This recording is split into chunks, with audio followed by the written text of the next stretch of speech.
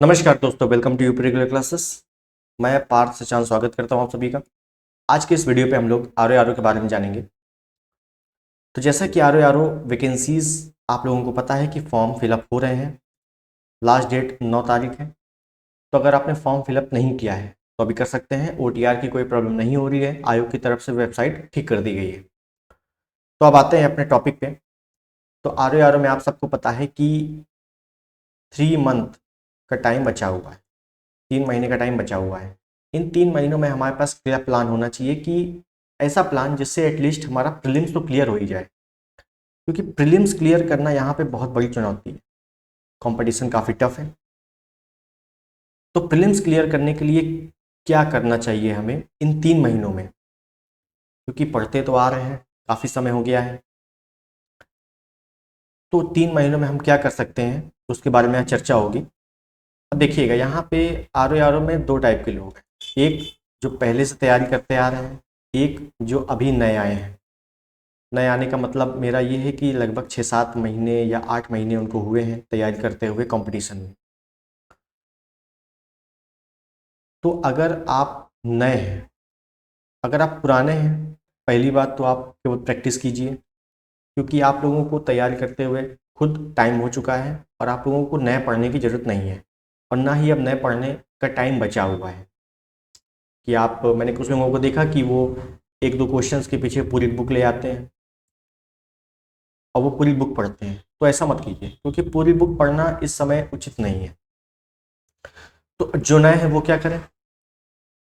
तो देखिए, सबसे अच्छा मास्टर प्लान है PYQ। सबसे बढ़िया PYQ। PYQ क्वेश्चन आप जितना ज़्यादा से ज़्यादा लगाइए।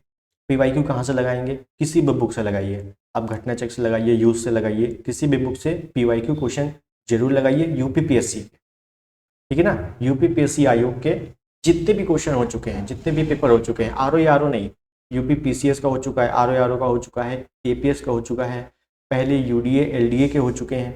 तो सभी टाइप के क्वेश्चन आप लगाइए, क्योंकि नंबर ऑफ क्वेश्चन आपको रिपीट देखने को मिलेंगे, लगभग 60-70%। ठीक। तो नए स्टूडेंट केवल इतना काम करें।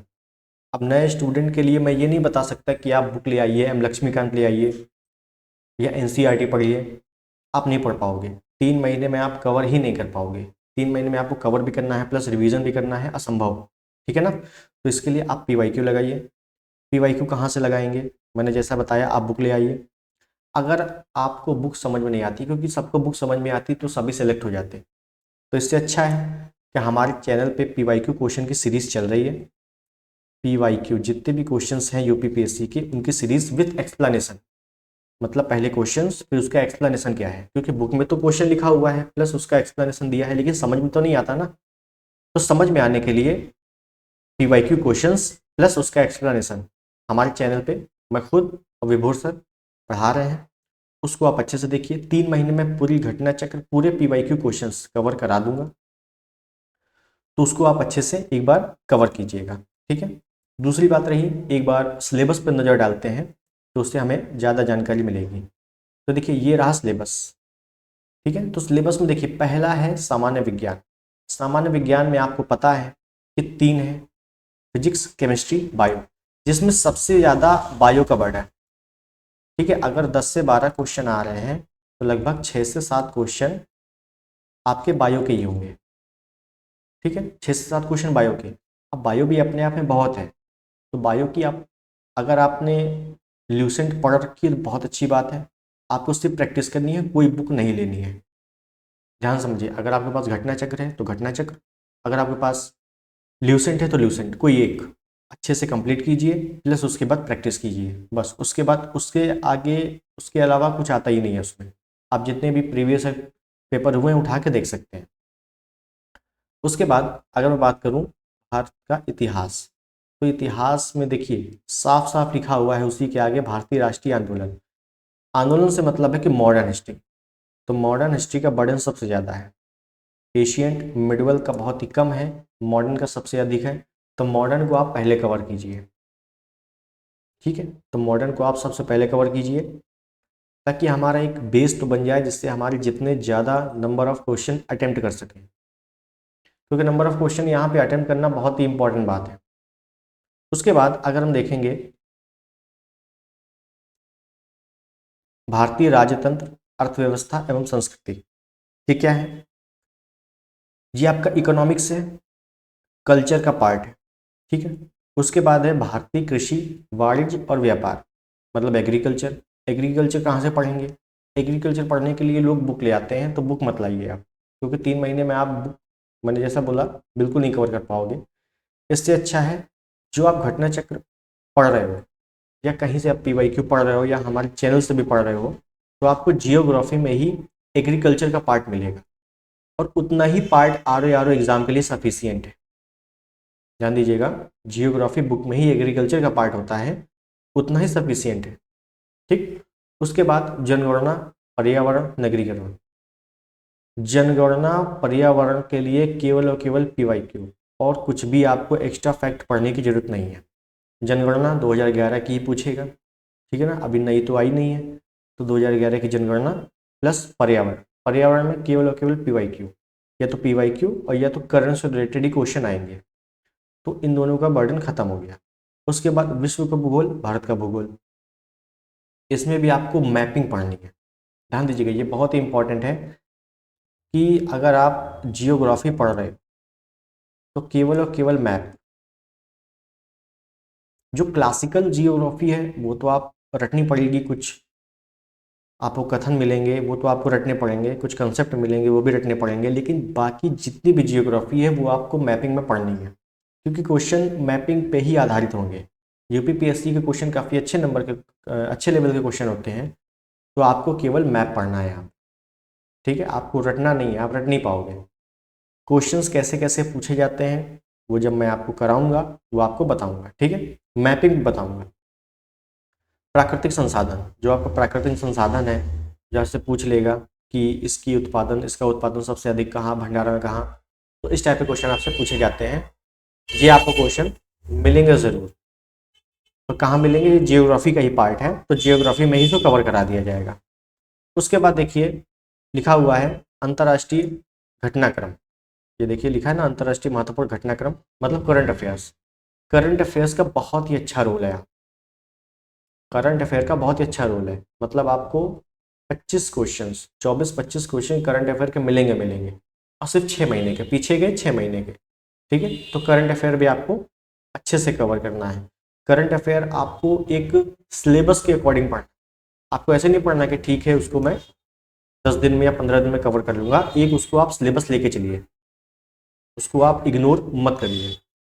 उसके बाद देखिए बौद्धिक क्षमता, ये प्लस पॉइंट है मैथ स्टूडेंट के लिए। जो भी मैथ बैकग्राउंड के स्टूडेंट हैं उनके लिए रीजनिंग के 15 से 16 क्वेश्चन RO एग्जाम में आते हैं, और ये नंबर गेनिंग का काम करते हैं, क्योंकि अगर आपकी रीजनिंग अच्छी है, मैथ अच्छी है, तो उसी से रिलेटेड आपके बेसिक क्वेश्चन पूछे जाते हैं। तो आपको यहाँ पे पूरा पूरा स्कोर करना है, कोशिश करनी है कि यहाँ पे फुल मार्क्स आप ले सकें। उसके बाद उत्तर प्रदेश, संस्कृति, कृषि, उद्योग, कहने का मतलब पूरा UPG के बहुत ही अच्छा ये सिलेबस है, इतना अच्छा सिलेबस डिज़ाइन हुआ है यूपी के लिए। तो UPG के आपको बहुत ही अच्छे से पढ़ना है। UPG के आपको ज़्यादा हार्ड नहीं आते, UPG के क्वेश्चन। आप PYQ देख सकते हो, आपसे मेले पूछ लेगा, उत्सव पूछ लेगा, या राजनीति से संबंधित उत्तर प्रदेश के जो भी क्वेश्चन बनते हैं वो पूछ लेगा, ठीक है। तो UPG के भी आपको अच्छे से कवर करना है। UPG के कैसे कवर करेंगे? या तो आप हमारे चैनल पर बने रहिए, 3 महीने में आपकी कंप्लीट UPG की कवर हो जाएगी। अगर आप खुद से पढ़ना है तो आप परीक्षा वाले की पुस्तक ले सकते हैं, या घटना चक्र ले सकते हैं, ठीक है ना। आप दोनों में से कोई एक ले लीजिए, दोनों में सेम है, कोई अलग से आपको नहीं मिलेगा, ठीक है। दोनों में 19-20 है, बिल्कुल सेम कंसेप्ट है। दोनों में से कोई भी एक बुक ले लीजिए, या हमारे चैनल पर बने रहिए, 3 महीने में पूरा UPG का कवर हो जाएगा। ये हो गई GS की बात। ये उन स्टूडेंट के लिए मैंने बताया जो नए हैं, ठीक है। जो नए हैं उनके लिए मैंने बताया क्या क्या करना है। जो पुराने हैं तो वो तो केवल प्रैक्टिस कीजिए, अब कुछ एक्स्ट्रा पढ़ने की जरूरत नहीं है, एक्स्ट्रा फैक्ट कवर करने की जरूरत नहीं है। आपने जितना पढ़ा है बहुत ज़्यादा है, ठीक है ना, उसी को आप रिवीजन कीजिए, क्योंकि एग्जाम हॉल में आपको याद रहना बहुत ज़रूरी है। घर में तो आप याद कर लोगे, एग्जाम हॉल में याद करना बहुत ज़रूरी है। ठीक, उसके बाद ये जीएस का पार्ट हो गया। उसके बाद हम लोग देखिए जो मेन पार्ट है वो हिंदी। ये आपका तय करेगी कि आप सेलेक्ट होगे कि नहीं होगे। ये बहुत इंपॉर्टेंट है। अगर आपको हिंदी नहीं आती है तो आप ये एग्ज़ाम क्रैक नहीं कर सकते हो। आप चाहे हिंदी मीडियम के हो, चाहे इंग्लिश मीडियम के हो, वटेवर, लेकिन अगर आपको हिंदी समझ में नहीं आती है, हिंदी से आप भागते हो, तो ये एग्ज़ाम आपके लिए नहीं है। हिंदी आपको कवर करनी है। यहाँ पे स्टूडेंट 60 नंबर का क्वेश्चन पेपर आएगा। यहाँ पे स्टूडेंट 57 से 58 तक लाए हुए हैं, समझ रहे हैं। 57 58 क्वेश्चन सही करना यहाँ पर कोई बड़ी बात नहीं है स्टूडेंट के लिए, क्योंकि यहाँ पे जो हिंदी के क्वेश्चन आते हैं काफ़ी ज़्यादा लेंदी नहीं आते, बहुत ही बेसिक क्वेश्चन आते हैं। तो आपको हिंदी अच्छे से कवर करनी है। अगर आप जीएस एक बार कम भी पढ़ रहे हो तो चल जाएगा, लेकिन हिंदी कम मत पढ़ना।